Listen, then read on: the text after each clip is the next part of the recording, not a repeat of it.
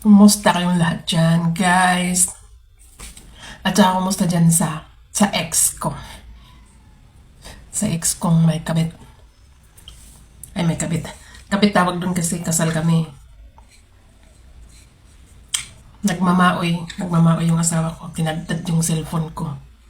Sayang, pinaghirapan ko yun. Tinadtad niya yung cellphone ko para hindi na ako makatawag sa kanya. Hindi pa naman yun sa kanyang cellphone. Sa anak ko pa naman yun.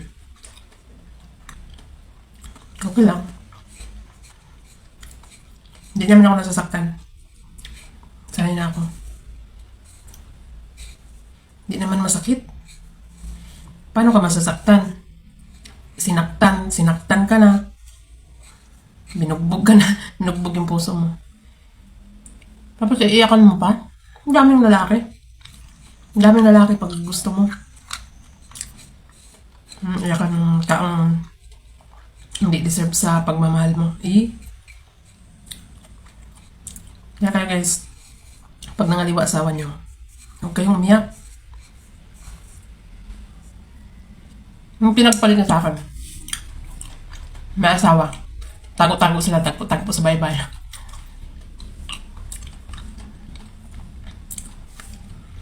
Tagpo sila sa baybay. Yan ang asawa ko. Mangisda daw siya. Alas 2 ng hapon aalis.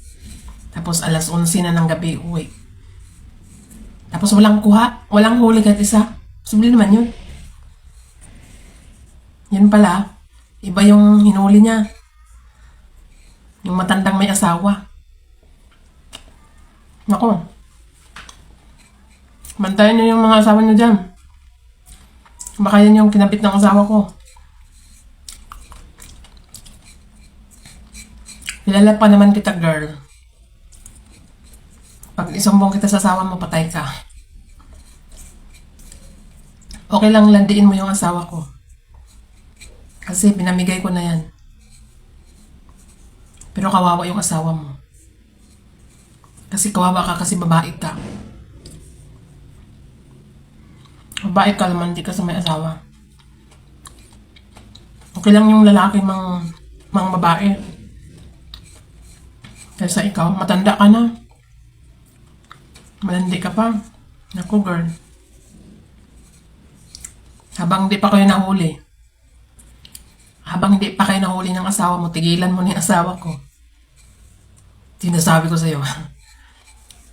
Basta walang problema sa akin. Kasi pinamigay ko na yan. Hindi ko na yan mahal.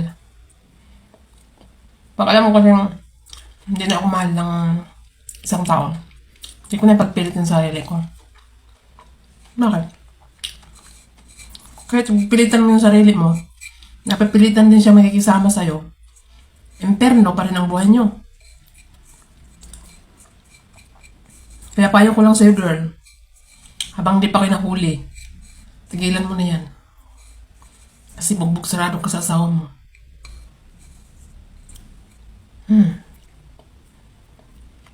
Ewan ko. Baka pinatirahan mo lang yung asawa ko. Kasi bawat sahod walang natira. Bawat sahod niyan walang natira. Baka kinuha mo. Kawawa naman yung mga anak ko. Sa'yo napunta ang pera ng asawa ko. Kaya ayokong magpadala sa kanya. Noong una, pinapadalan ko siya. Nung nalaman ko na may babae na siya. Never. Ang hirap magtrabaho, ang hirap maghanap ng pera. Mapupunta lang sa'yo. Lagi mo niyaya ang asawa ko mag-inuman. Kala mo, di ko alam, no? May spy ako dyan. Naantay ko lang yung mahuhuli ko talaga kayo. Didemanda ko kayo. Kasal kami. Magdidemanda lang ako. Kahit hindi ko na mahal yung asawa ko. Papakulong ko lang kayo. Wala lang, para maging masaya. Para magsama kayo dyan sa kulungan. Kawawa ka naman. Kawawa naman yung mga anak mo. Kababae mong tao, ikaw yung nangangaliwa kahit may asawa ka na. Okay lang sana kung dalaga ka eh. May asawa ka.